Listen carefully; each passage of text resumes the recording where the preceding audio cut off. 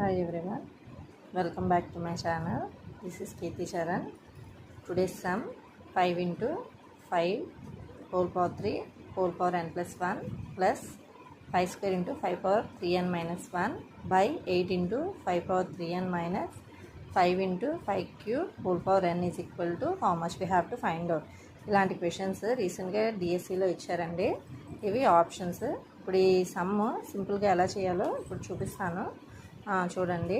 So 5 into 5 power 3n into 5 cube అండి. Split చేస్తాను formula బట్టి. 5 into 5 power 3n by 5 అండి. ఈ 5ని కట్ చేస్తాను. నెక్స్ట్ ఏంటంటే 8 into 5 power 3n minus 5 into 5 power 3n. దీన్ని కూడా ఫార్ములా యూస్ చేసి రాస్తాను. ఇప్పుడు చూడండి, ఇక్కడ ఈ రెండింటిలోని 5 power 3n 5 power 3n common ఉన్నది. So 5 power 3n 5 power 3n common తీస్తాను. సో ఏం మిగిలిందంటే ఇక్కడ 5 power 4 ప్లస్ 5 మిగిలింది. ఇక్కడ ఏంటంటే 8 మైనస్ 5 మిగిలిందండి.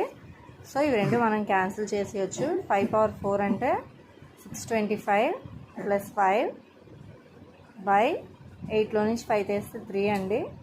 ఇదంతా అండి 630 బై 3.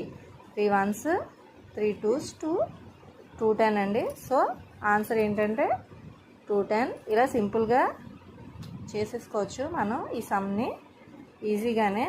సో మీకు వివరంగా చెప్పడానికి నేను వివరంగా చేశాను, లేకపోతే ఫాస్ట్గా కూడా మనం చేసుకోవచ్చు. సో మీకు ఈ సమ్ ఎక్స్ప్లెనేషన్ అర్థమైనట్టయితే ప్లీజ్ లైక్ చేయండి, షేర్ చేయండి, సబ్స్క్రైబ్ చేసుకోండి మరిన్ని వీడియోస్ కోసం. Thank you.